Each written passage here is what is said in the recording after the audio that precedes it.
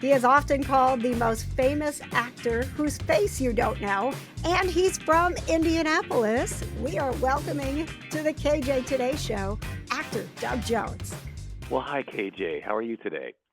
I'm so excited to talk with you. My show here, the KJ Today Show, is the positive vibes of pop culture, people to know, and pets. And we are based in Indianapolis. So Which virtually is my welcome home. hometown. Yeah. Thank you. Thank you. I have some really fun questions from people that are listening right now, but I wanted to start off, Doug, with we're going to be talking about several projects that we are able to see you in and Mhm. celebrate Halloween. Are you the first question that popped into my head is, did you grow up a Halloween fan, Doug? And is that why you ended up, going into being such an icon in this creature world of acting? Well, actually, what kid doesn't like dressing up at Halloween time? Of course. I did my trick or treating in my neighborhood there in Indianapolis with those dime store plastic masks you put over your face with a string around the backside, right? Yep. And so I remember the feeling of them steaming up inside and thinking, oh wow, wow, and that was just for a couple hours. That's become my job now, but under heavier rubber bits. And I never thought that as a career. I didn't know that was a career choice. But when you land in Hollywood and you are 6'3" and weigh 135 pounds and have a mime background, which I did at Ball State University, it's like, wow, the creature effects people found me and thought, oh, we can build things on him. He doesn't get too bulky and he knows how to move in it. So that's what started the ball rolling there. So first up, we've got a lot of people excited about what we do in the shadows, which honestly, Doug, I mean, you've done so much that I was like, wait, he's the Baron too. He is. He is. Yeah, I love that. It gets naughty at times, but I will say it's one of the funniest things I've ever been a part of in my life. All bets are off. Everything's fair game to make fun of, and it takes vampire folklore and makes fun of it ruthlessly. So it's been a joy to be a part of to be a goofy character, and I've kind of been intrigued by old world vampires, Mhm. that come from Transylvania, and so the Baron is that he's the big boss of the show that all of my underling minions have. I sent them to the New World, North America, to conquer it, and they never made it out of Staten Island. So it's like that's the fun part is I'm coming up to check on them, and now I'm there too. It's like okay, we're just gonna make our dominion here. And I super sad that we're heading into the final season, which Yeah. by the way, October 21st on FX. But did you know when you started the show that you would be a part of it long term? That this No, character was going to be so precious to so many people. I did not know that. No, in fact, when I my first appearance on the show was in the pilot episode, the very first episode of season one, and they were supposed to be done with me after that. While we were filming my that first episode, the showrunner Jermaine Clement said, "Hey, listen, this is going a bit too well. Do you mind if I keep you around for a while?" And I said, yeah, I'd love that." So then in episode six of season one, they were supposed to burn me up by the sun, and that was going to be the end of it. And but it wasn't. Again, he said to me while we were filming that the Baron's Night Out episode that this is going far too well. If I find a way to magically bring you back, can I? I'm like, yes, please again. So I was simultaneously filming Star Trek Discovery as my character Saru, and they were both being shot in Toronto. So that's why I was able to do both shows, is I could be borrowed back and forth as the productions could work it out. I love that you brought up Star Trek because that was one of the questions that came Mm, up. Lisa mm-hmm. Meese here, she's part of Starbase Indy, which is next month. It's a fabulous celebration of Star Trek.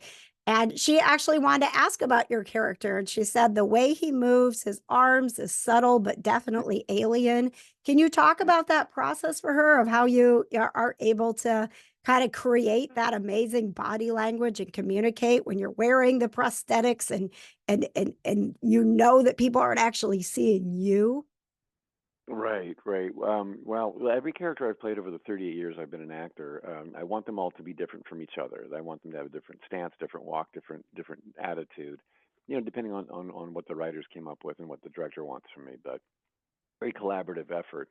So when it came to doing Saru for Star Trek Discovery, this is the last alien I've played in a long list of aliens, and I'm like, what can I do with him? Those boots went on me, those hoof boots that made my feet kind of in a Hmm. high heel position without a heel behind it. That kind of threw my balance off. So I had to put my pelvis a bit forward to line it up over the ball of the foot instead of the heel. So that changed my whole posture. I kind of walked like a supermodel, and then all of a sudden I had room behind me since my hips were forward to move my hands swaying side to side instead of back and forth like you normally do when you walk. Hmm. So that kind of naturally happened within the first 60 seconds of wearing those boots. So it's like, wow, thank you, wardrobe department, for helping me find this guy's his stance and his move. Yeah, and he's kind of like adept in both the water and on the land. So he's kind of superhuman with can run faster. He can hear better, see better than humans. So I wanted him to have he does run, and he does have a very like like a goat or a cow hoof at the bottom of his as he stands on the ground. He also has like hands that kind of move like they're always in the water. So he's kind of like always very fluid with his gesturing and very gentlemanly, always tucking in his uniform and patting himself down to make sure everything's in place. Now, Doug, I have to talk to you about this, and I was so glad. Valerie was actually the one listening who said you need to talk to him about Buffy and Hush. I mean, I'm sitting here with a Buffy and Giles Funko Pop in view, and I have Hmm. cats named Buffy and Giles. So, Oh my please, goodness! can Oh, so you're uh, super fan here, Doug, and that episode I'm was terrifying. oh, bless your soul. Thank you for that. Well, we but being the leader of the gentleman was a guest star one-off that I did in season 4 of the show, and I never knew that was going to become like a fan favorite episode, and that it would live on this many years later.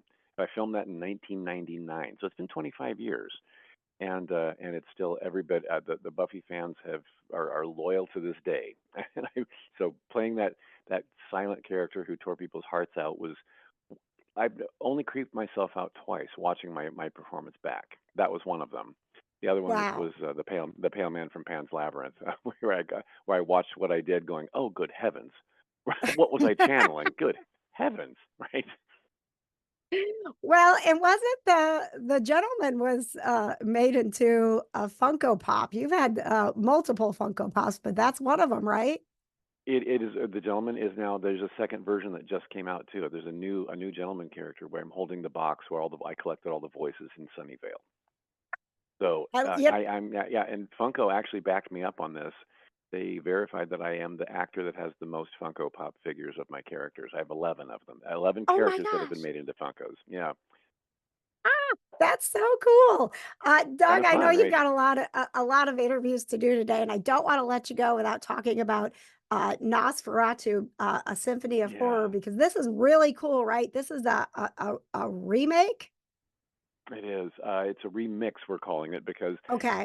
it's new actors with dialogue, sound, and musical score that the silent film didn't have in 1922.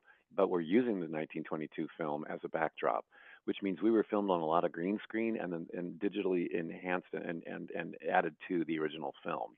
So it has a very ethereal, dreamlike look to it, combining old and new. So it's very much an homage to the original silent classic film. And again, those classic vampires that I'm so drawn to. Hmm. Nosferatu was the one that I was never pretty enough to play Dracula, and I'm really not or young enough to play the sparkly ones from that other franchise. So I thought, you know what? So Nosferatu being the scraggly, old, and pointy-eared, it's like that I understand. Right? I think I get him. And That so is to out play on him, Amazon Prime, and it also yeah, premieres in just a couple days on the 18th on Apple TV. I wish we had more time, Doug, but you know where to find us here in your hometown if you ever I want to sure make a do. trip back to Indy. It's a deal. Okay, thank you. Thanks for joining me for another celebrity interview. KJ Today, where you'll find the positive vibes of pop culture, people to know, and pets. If you like this interview, please make sure you give it a like, rate, review, and subscribe. And join us on YouTube the first Wednesday of every month for the full KJ Today show, where we play trivia, bring you more celebrity guests, and even a pet of the week to keep you feeling the positive vibes.